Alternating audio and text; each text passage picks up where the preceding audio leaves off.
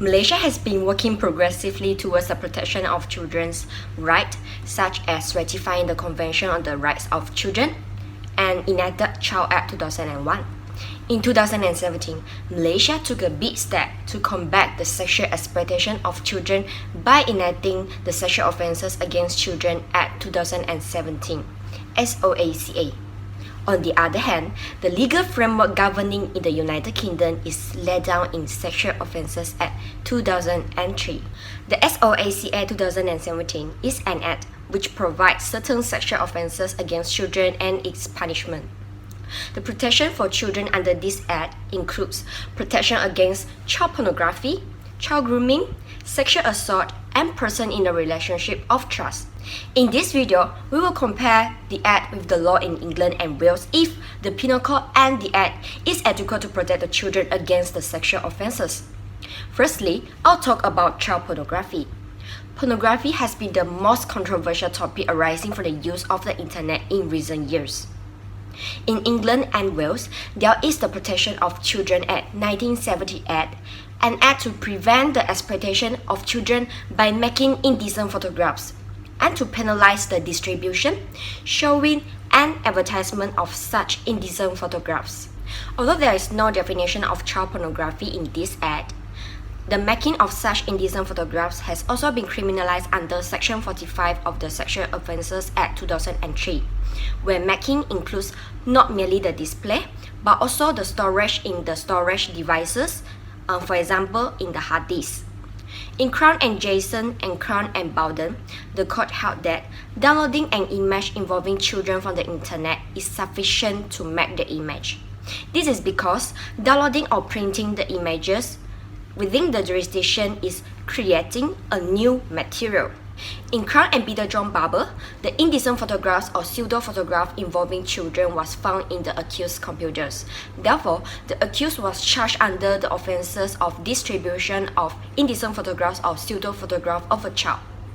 However, under Section 46 of Sexual Offences Act 2003, the use of photographs within an established relationship shall not be criminalized, and therefore, if the certain conditions can be satisfied, the defendant will not be found guilty under Section 1 sub 1A, B, or C of the 1978 Act, such as the child must be above 16 years old, must be married, must have the consent, and the photographs shall not be included the third person. In Malaysia's position, prior to the passing of SOACA 2017, the child pornography was mentioned with limited specification. While our penal code, particularly Section 292, also criminalized child pornography with its scope of obscenity laws, however, it is a rarely old law that is not enough to protect the minors, and it is said to be more physical rather than digital or online in its nature. It is gratifying to note that the SOACA 2017 covers extensively on sexual offences against children, including child pornography. Child pornography is defined clearly in Section 4, hence, a comprehensive definition of Section 4 is acceptable compared to the interpretation of child pornography in the current content code provided by the Communication and Multimedia Content Forum of Malaysia. Section 5 prohibits any form of making child pornography, while Section 7 prohibits of using a child to make child pornography. For example, Yong asked his 12-year-old daughter to appear in the child pornography which is directed by Jason. Jason then hired another two persons in act in the video and to edit the video. All of the parties will be charged under Section 5 for being involved in the child pornography video, and the punishment will be sentencing up to 30 years and at least 6 straws of the cane. John and Jason will also face another charge under Section 7, and the punishment will be sentencing up to 20 years and at least 5 straws of the cane. For the distribution of child pornography under Section 8, whether as someone downloads, shares, or sells, he or she will be sentenced up to 15 years imprisonment and at least 3 strokes of the cane. Under Section 10, if the person knowingly visits a website including child pornography, he or she will be obviously found guilty and sentenced up to 5 years or a fine of not exceeding 10,000 ringgit or both. In conclusion, it is submitted that the SOACA 2017 is a significant milestone in Malaysian law to protect the children against child pornography. Apart from clarifying child pornography, the Act also provides a comprehensive provision to possession, exchange, distribution, publication, and access to child pornography. Compared to the SOA 2003 in England and Wales, this Act is said to be strict as there is no defense of making the defendant to be not guilty. Prior to SOACA, Communication and Multimedia Act 1998 is only compatible to deal with the computer context crimes in general under Section 233. Therefore, in Malaysia, cases like R against Bowden or R against Peter John Barber are only criminalized for the improper use of network facilities or services. Nevertheless, any pornographic material, either pedophilic or extreme, are outside the scope of the provision as long as the accused can prove that the pictures existed are only for personal use. On the other hand, the provision relating to the access of child victims to compensation is silent in this Act. Although it serves to punish the offenders, it fails to address the needs of the child victim to support programs such as rehabilitation, counseling, and compensation. In the UK, however, if the victim has been physically or mentally injured as a result of a criminal act, she may be able to claim compensation through the Criminal Injuries Compensation Authority (CICA), even if the abuser has not been necessarily convicted to the crime. Nevertheless, if the abuser has been successfully convicted for a criminal offense involving abuse, the court can make a criminal compensation order in the victim's favor at a maximum amount of £5,000. Conclusively, despite that SOACA is a huge bad news for the offenders of child pornography, a provision for compensating the victims could be seen as a cherry on top of the cake. Hi, I'll be making comparison of child grooming offences in the UK and in Malaysia. Child grooming is a process used by people with sexual interest in children to prepare a child for sexual abuse.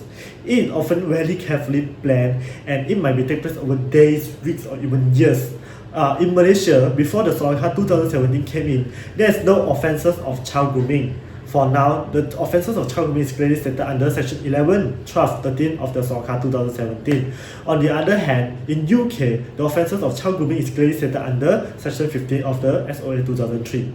Under SOACA, offences of child grooming are broken up into three sections which I mentioned previously. Section 11 of SOACA prevent any form of sexual communication with a child or encouraging a child to have a sexual communication.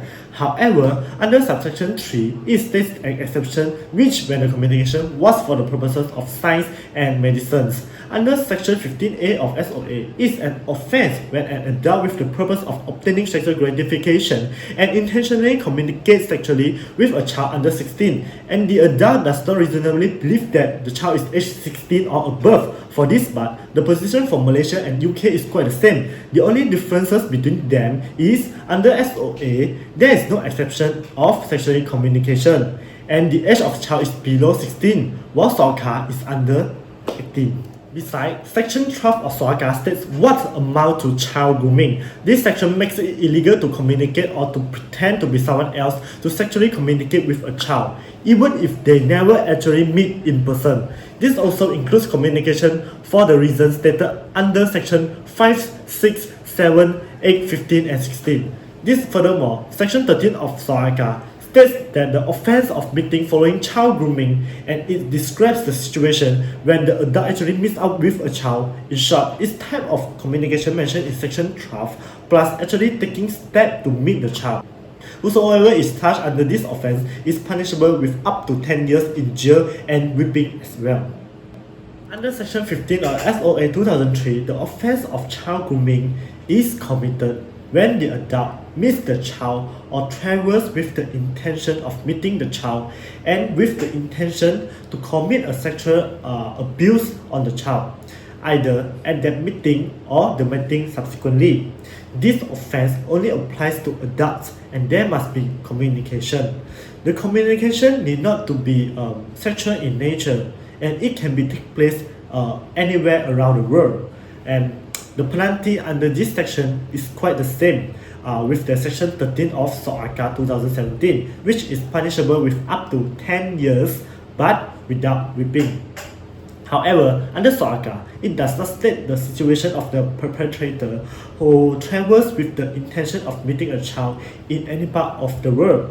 Thus, comparing SOACA and SOA, it can be said that Section 15 of SOA is way more complete than Section 12 and 13 of SOACA when it comes to this point.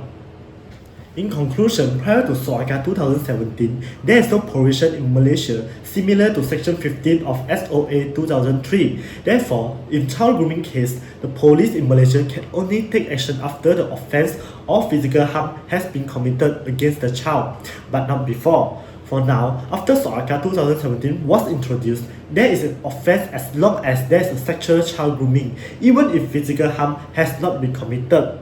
Therefore, we can conclude that it is adequate enough to protect the child against child grooming. Additionally, under this offence of child grooming, it is clear that Malaysia's position and UK position is quite the same. The penalty for both acts is quite the same, and Section 11, 12, 13 of SOACA can be summarized as communication, grooming, and meeting, which is quite similar with the offence of child grooming under Section 15 of SOA 2003. However, there's a small difference between both positions. In UK, any person under 16 is considered as a child, while for Malaysia, any person under 18 is considered a child. Despite that, the UK and Malaysia position can be said to be the same when it comes to offences against child grooming. According to MCMC, 16.5% of the internet users in Malaysia are below the age of 19.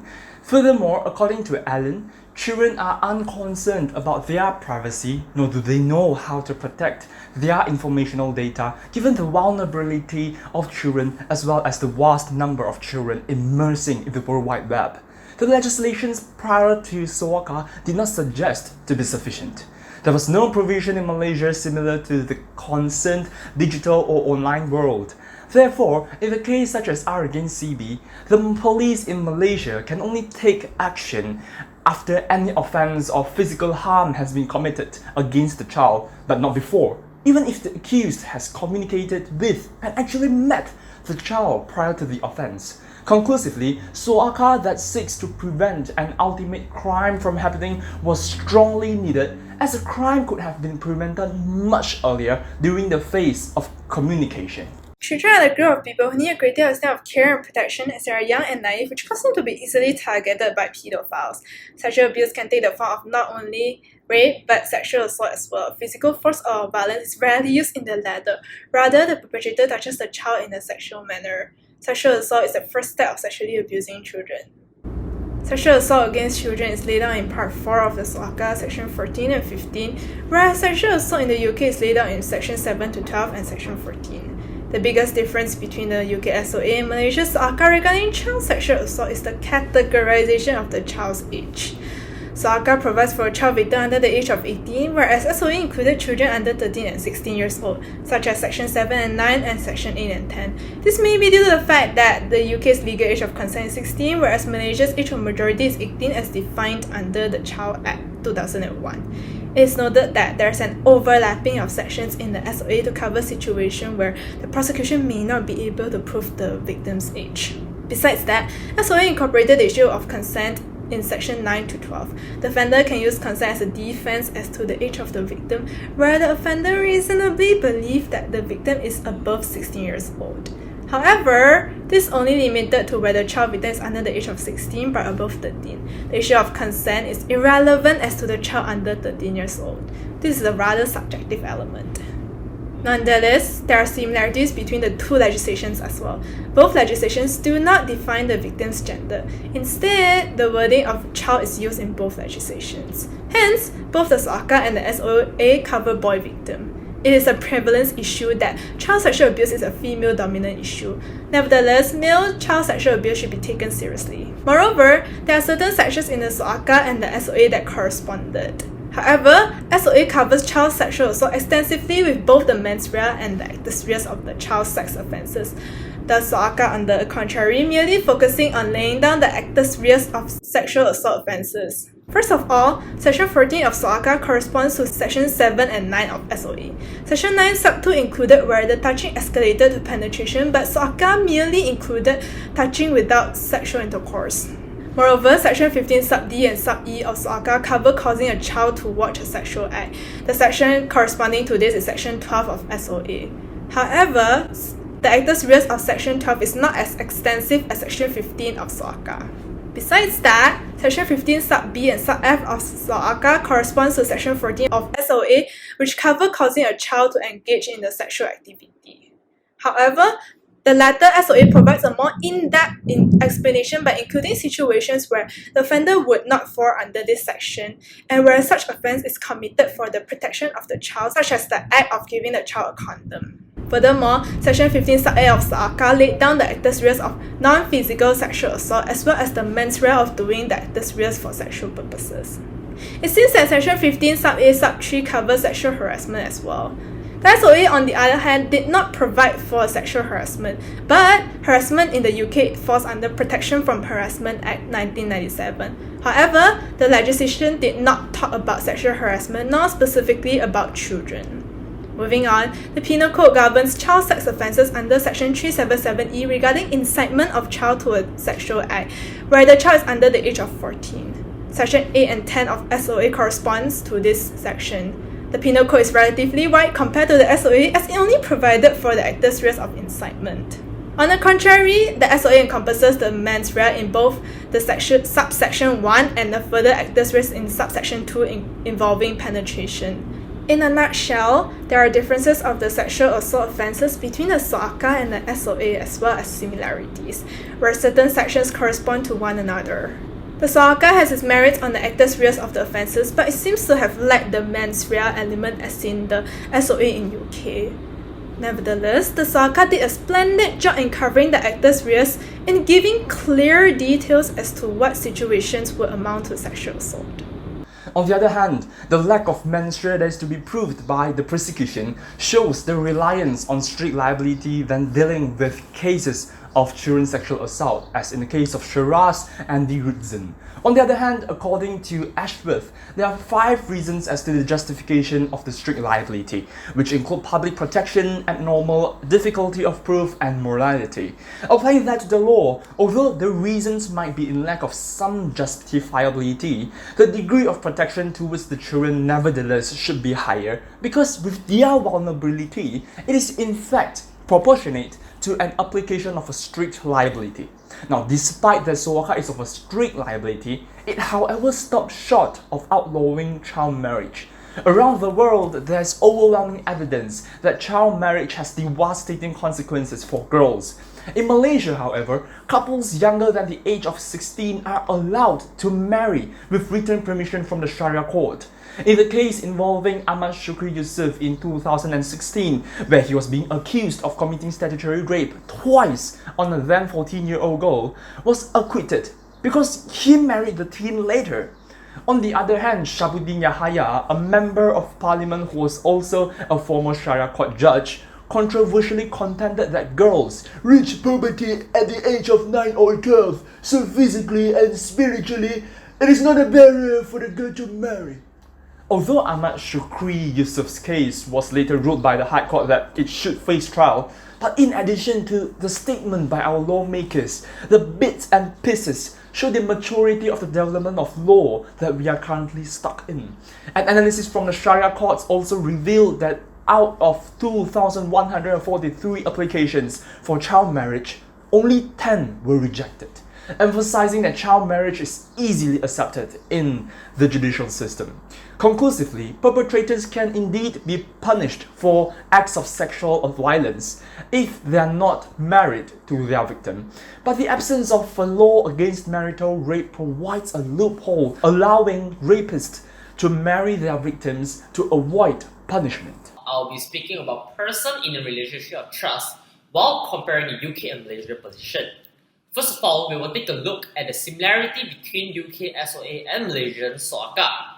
Both the UK and Malaysian position adopted the same approach where a person is said to be in a relationship of trust with a child if the child is under his care, responsibility, and authority. This principle is laid down in Section 16 of SOACA and Section 22 of SOA.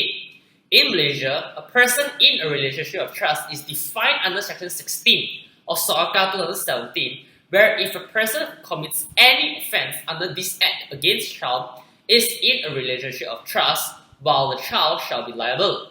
The person under subsection 2 includes but not limited to parents, teachers, professional healthcare, and many more. However, the SOACA did not provide much law regarding to this child sex offence. They merely laid down the category of persons that would come under this offence.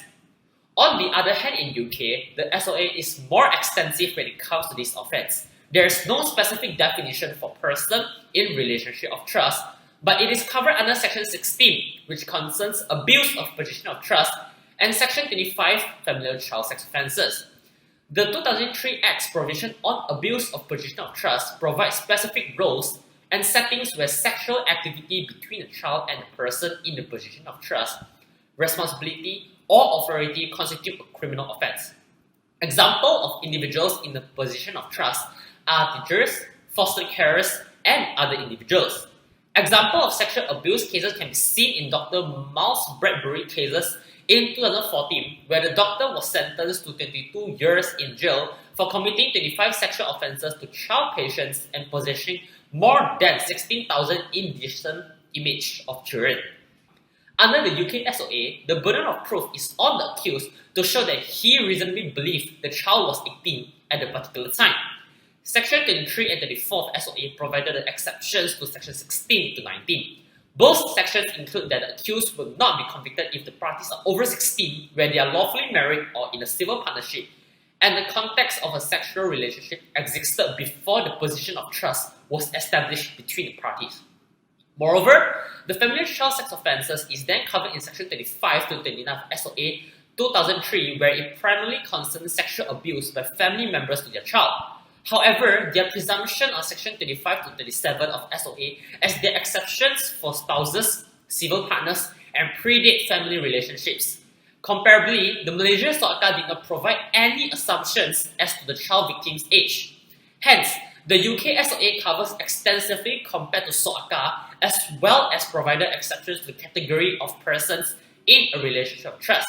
Not to mention, SOA has a part that specifically deals with family child sex, as many children are sexually abused by the person closest to them. The biggest difference between SOA 2003 and SOACA 2017 is the individual being covered under both acts. Section 16 of SOACA includes family member, while Section 16 of SOA, family member are not included but covered under Section 25, which concerns family child sex offences. Apart from the separation of family members and other individuals in SOA 2003, both the UK and Malaysian position has similar safeguards towards children. However, the SOACA merely included child victim that is adopted. It did not lay down as clearly as the SOA. According to Section 16 of SOACA 2017, offenders who fall under the person in relation of trust will be punished with imprisonment for a term not exceeding 5 years with whipping of more than 2 strokes, while SOA 2003 adopted the similar punishment for a term not exceeding 5 years as well. In conclusion, there is similarity and differences between SOA and SOACA.